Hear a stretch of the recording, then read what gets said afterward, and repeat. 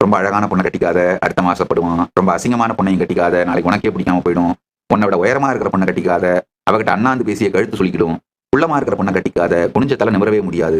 குண்டான பொண்ணை கட்டிக்காத, அவ தீனிக்கும் வருமானம் பத்தாது. ஒல்லியான பொண்ணை கட்டிக்காத, வீட்டுக்குள்ள எங்கன்னு போய் அவளை தேடுவ அவளை. ரொம்ப படிச்ச பொண்ணை கட்டிக்காத, உன்னை மதிக்கவே மாட்டா. அதுக்காக படிக்காத பொண்ணை கட்டிடாத, நீ சொல்றது அவளுக்கு ஒன்றும் புரியாது. தம்பி சொன்னது புரிஞ்சுதா? புரிஞ்சுது சாமி, நல்லாவே புரிஞ்சுது. ஏய், கல்யாணமே பண்ணிக்காதுன்னு முதல்லயே சொல்லியிருக்கலாமே சாமி. அதுக்கு ஏன் சாமி இவ்வளோ பெரிய விளக்கம் சொன்னா? எவன்டா கேட்கறான்? அந்த தம்பி அதான் கேட்டாரு. நீங்க கல்யாணமே பண்ணிக்காதுன்னு சொல்லியிருக்கலாமே சாமி, ஏன் சாமி இவ்வளோ பெரிய விளக்கம்?